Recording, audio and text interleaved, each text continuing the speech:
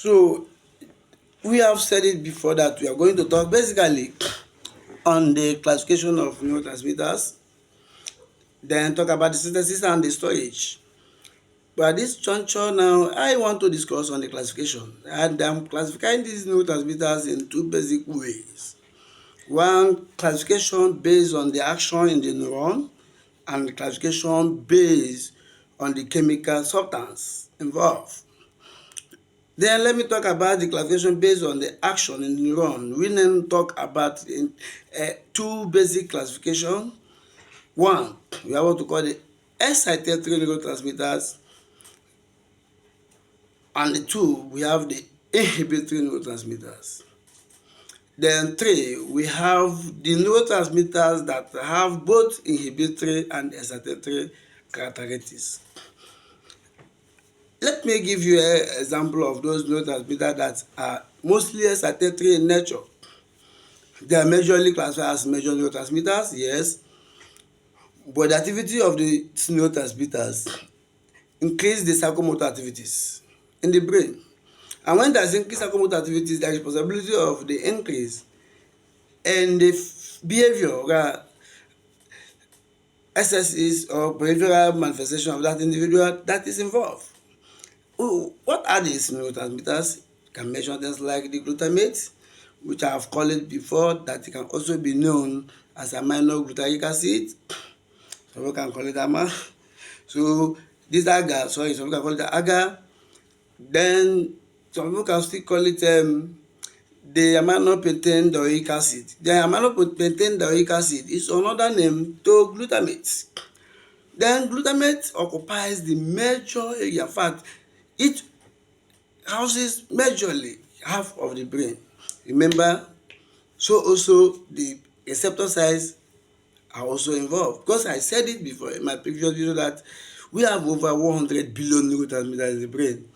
And so also we have, 100 billion neurotransmitter receptor sites, or 100 billion brain cells, and 100 neuron, 250 neurons will also be involved. And even of this, we also say we have that brain sites, receptor sites, which are the makeup of the brain cells, the neuronal cells. So in this 100 billion brain cells, that is, I'm telling you that almost half of it, let me say 50 billion, are being occupied by only glutamate.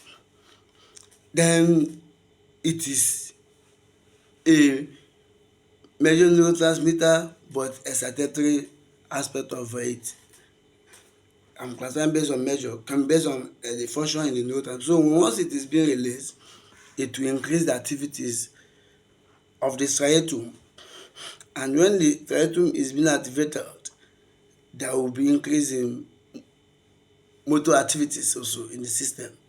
So that is why it is called a neuroexcitatory or excitatory neurotransmitter. We have another one where you can the aspartate also have the same characteristics. Even acetylcholine have same characteristics. To an extent, we also classify norepinephrine and epinephrine as part of the excitatory neurotransmitters. It is evidential. Then let's go to the inhibitory neurotransmitters. The one I can only pick mostly there is the GABA. GABA is also a major neurotransmitter, but it's a major inhibitory neurotransmitter.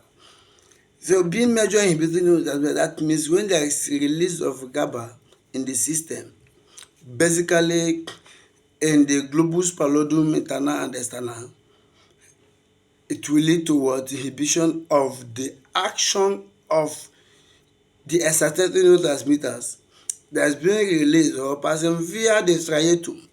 So if there is an increase of GABA, that is gamma aminobutyric acid, there will be possibility of that reduction in the activity of the striatum due to the stimulatory neurotransmitter or excitatory neurotransmitter action in the striatum. So the neurotransmitter that are also found within the inhibitory neurotransmitters is the serotonin, is one of them, and others. So, but these ones are minor inhibitory neurotransmitters. Then we have those neurotransmitters that found within class 3. They are either inhibitory and excitatory. And that neurotransmitter is one major neurotransmitter in action, but minor in quantity. And what is that neurotransmitter? Dopamine. It is a pleasure neurotransmitter. It's joy giver. Some people call it different things. So it is an addictive neurotransmitter. Also, these particular neurotransmitters are, they mimic, they have the two dual function. They have dual function. They inhibit the excitatory and excite the inhibitory. So if you check it there, they are just doing a functional role of neuromodulation, but not that they are neuromodulators. So the most aspect of this particular neurotransmitter is it also helps in attention, learning, memory, even decision making, and other higher mental functioning of an individual. It has also been attributed to movement and also implicated as an accomplice of some psychotic disorders, that is mental illness, when it is in excess. It has also been implicated or suspected to be the cause of some certain um, movement which affected the situation of an individual, like when we say Parkinson disease or Parkinsonism, we say it's depletion of neurotransmitter in the basal ganglia. Remember, a depletion of dopamine neurotransmitter or dopamine in the basal ganglia. And remember that the basal ganglia is the area that houses this globus pallidum, putamen, and the caudate nucleus. So if it is depleted, that means the function of this neurotransmitter and the inhibitory action, that is inhibitory function of dopamine in that striatum, that is within the caudate nucleus, yes, can also be another problem to, not to modulate the movement. So the individual can now be, having issue. So if it is not within, if it is depleted in the basal ganglia, there will be some suspected manifestation of movement disorders, which is basically Parkinson disease, or Parkinsonism or Parkinsonic movement like disorder. So sometimes also, if this dopamine has been, seen or suspected as an accomplice of a psychotic disorder, and as a psychiatrist or as since been diagnosed by a psychologist or a psychiatrist, you now see that they will tend to block it using some antipsychotic medication, which are dopamine blockers or dopamine antagonists.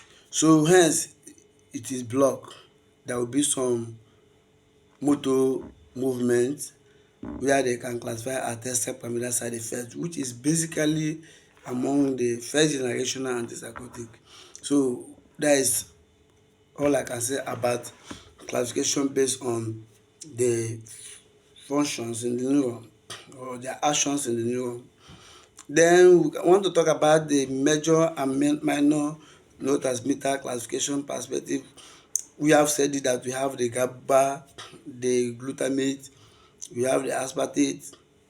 They are the major neurotransmitters. Then we have the minor neurotransmitters like dopamine, we have the serotonin, we have other neurotransmitters like lactic acid, we have endorphin. These are neurotransmitters that are classified under that class of minor. Then we have classification based on the chemical substance which is the in-depth aspect of the neurotransmitter that I will be discussing in my next class. Thank you.